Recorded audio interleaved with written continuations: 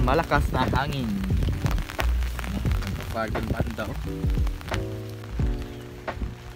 Grabe ang lamig guys. Palagi na lang pong umuulan dito sa amin. Mas lalo akong giniginaw. Kandingon pa naman ako guys. Kandingon. Pang 5 araw ko nang natulog dito sa tuktok ng bundok. At saka parang 4 na araw na yatang umuulan dito guys.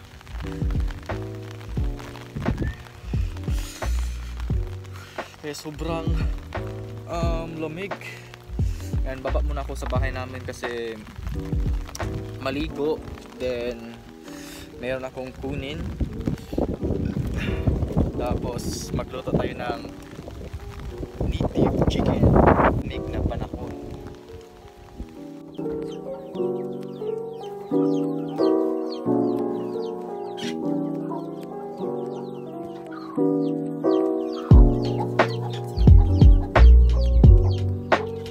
Guys, hello. Ayan, magandang hapon. Hapon tayong nakabalik dito sa kubo. Tapos yung dalawang inahin ko po na manok ay napisa na po yung kanilang mga itlog. So kaya sa ngayon, naririnig nyo po ngayon guys na meron pong maingay na mga sisiw.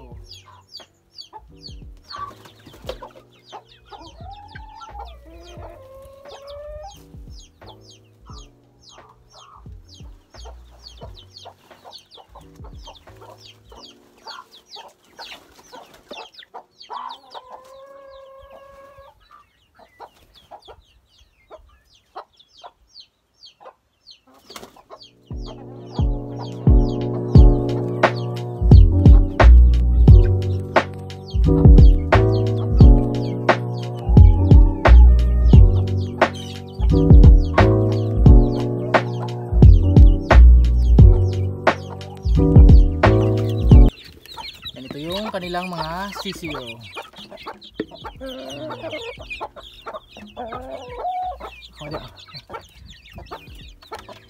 Sila na pong bahalang maghanap sa kanilang mga anak. Ayan.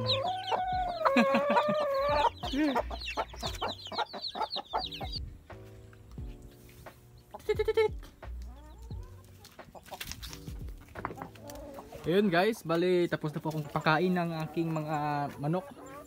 Tapos ginamot ko din sila kasi napaka straight yung ulan dito sa amin. 4 na araw, 5 araw ba yung ulan. So kaya bumili ako ng gamot kanina, andun na sila oh. Nagpapahinga na sila kasi namatyan ako ng isang manok. Tapos ito yung mga bagong sisiyo. Yan. Mga bagong sisiyo. Tapos guys, ayun po pala. 'Di ba yung nakarang araw nagsabi ako na magkatay ako ng manok. So nahuli ko na po yung manok na gusto kong katayin. At saka natapos ko na ding nalinisan. Ito na siya guys. So ang gagawin po natin ngayon is magtinibuok ta og manok. So ayan, alam ko sa Manila nito is parang hindi pa yata nakatry sila nito yung tinubuok na manok. Pero iwan ko din, hindi ako sure guys kung nakatry ba kayo or wala. Basta sa Bisaya, tinibuok na manok, it means yung tinibuok guys is whole talaga na manok. Buong manok. Pero dapat kunin mo talaga ng mga balahibo. Yan, pupunta tayo dito sa kunting garden natin. Yan, kunting garden. Upang kukuha tayo ng ating guys, pang sahog. Yung tanglad natin is kabagong tagal pa nito bago maubos. Dito naman tayo na area.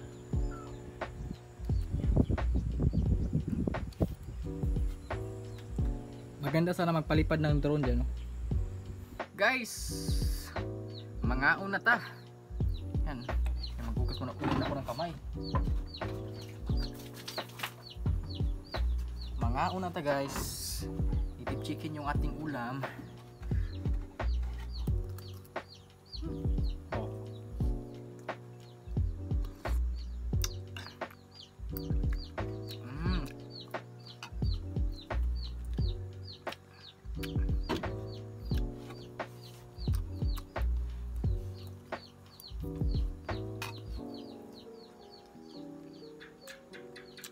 Parang mainit pa siya guys.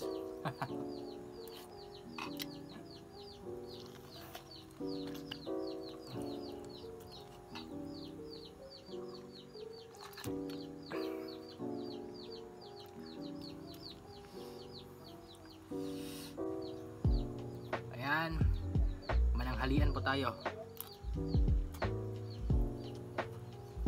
Una kong andito guys, sausawan. Yung nilagay ko sa sausawan ko is suka at saka asin. Sarap.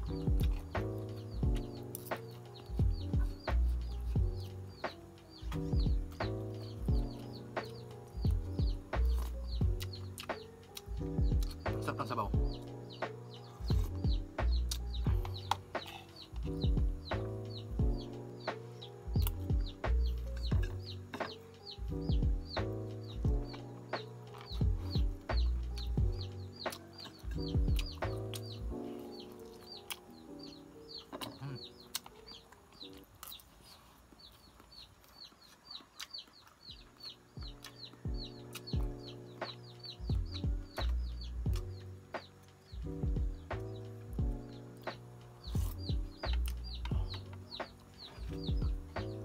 Basta guys, subukan nyo guys kapag bumili kayo ng native chicken or manok. Okay, wag yung manok na guys, yung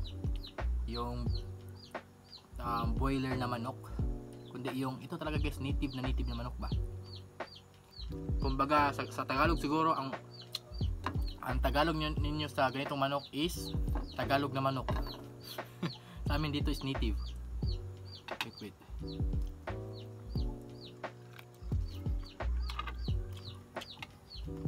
Subukan nyo yung ganitong pagluto, buong buo yung pagkaluto.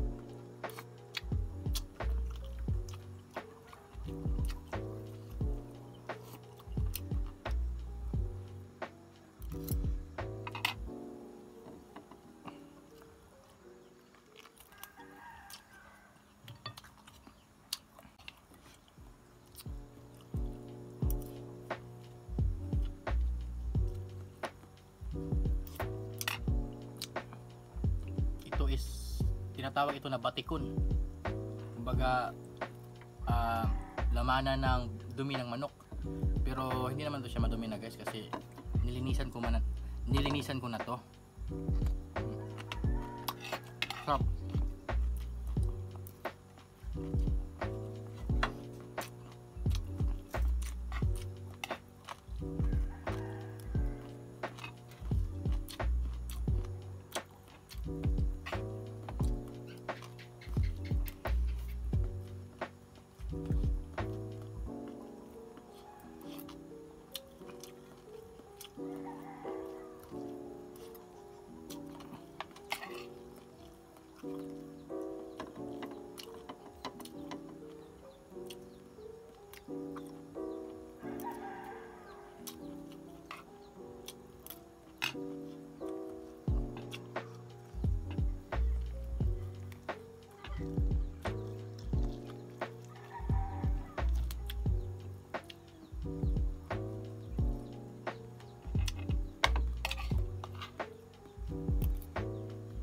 Ayan guys, busog na busog.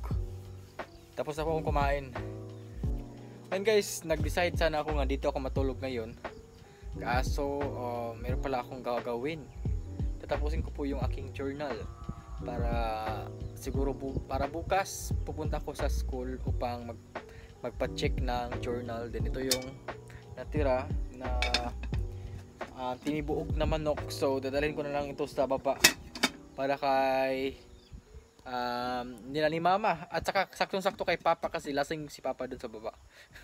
Saktong-sakto yung mainit na sabaw pang patanggal sa lasing. Okay, hindi na lang ako dito muna matulog. Doon muna ako sa bahay namin matulog. At saka aagahan ko na lang siguro ang pag-akyat dito kasi alam niyo naman guys, meron ako mga andito mga manok. Tapos kapag hindi ko yan mapakain, nako po, kung saan lang yan pumupunta yung mga sisiw. Kaya dapat talaga umaga akong maakyat dito. So siguro guys, update ko lang po kayo. Hello guys, ngayon andito po ako sa bahay namin guys. Bumaba po ako dito at saka tignan niyo po, ang dami pong kalamansi. So kaya naisipan ko na gagawa ako ng guys, gagawa ako ng kalamansi juice upang dadalhin ko dun sa tok-tok ng bundok. Dito natin ilagay yung kalamansi juice. Ang dami nito guys. Ito yung kalamansi na minarkot po ni Papa dati guys. Then ngayon is dumami na po siya. Dumami po yung kanyang bunga pala. So kaya naka-harvest kami ng sayang. May lakad kasi ako kanina, kung wala akong lakad siguro baka ako yung makakuha ng mga kalamansi. 'Di ba dati ang dami naming kalamansi guys, no, yung hindi pa pinutol, yung pinaka old talaga na kalamansi. So ngayon ay gagawa tayo ng kalamansi juice.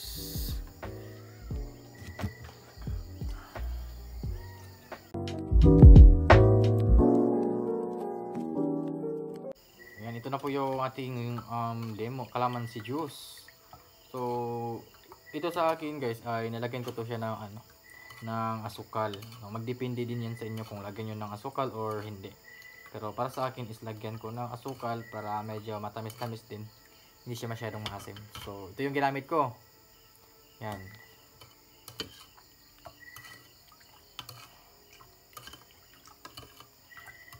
Tapos bigyan na natin guys. Yan.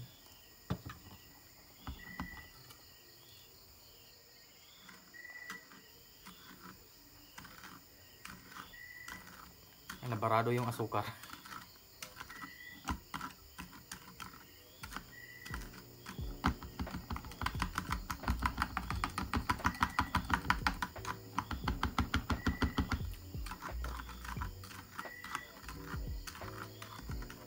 Ayun. Ayan. Diba? Libreng-libre ang andito sa amin guys. Kalamansi juice. Fresh na fresh pa. Galing lang sa bakuran.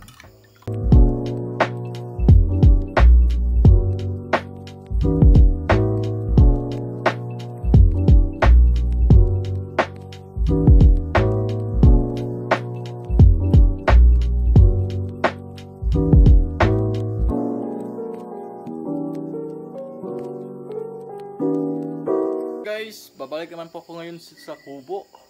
Yan, bali nilagay ko dito yung mga guys, yung mga dapat dalhin doon sa kubo. Kasi doon ako matulog yan. Tapos dadalhin ko to ulit. Oh, nahinog na daw ma? Yung papaya guys is nahinog na daw. So bukas kunin natin bukas. Pero bukas ko kunin yung papaya. So yan, hanggang dito ko muna i-end yung aking vlog for today's vlog. Ay kumain tayo ng guys ng tinibuok na manok. So subukan nyo yun guys, yung tinibuok na manok. Tapos yung natira is dinala ko dito sa bahay. So kaya bumaba pa ako dito. So at saka saktong-sakto nakapagtimpla ako ng guys, fresh kalamansi juice. So ayun guys, i-end ko na po yung vlog ko. At saka kita-kita lang po sa next ko po na vlog. At saka don't forget sa guys, sa mga baguhan po dito sa aking channel, don't forget to subscribe and click the notification bell para updated po kayo sa mga bago ko pong videos. Bye bye guys, ingat po!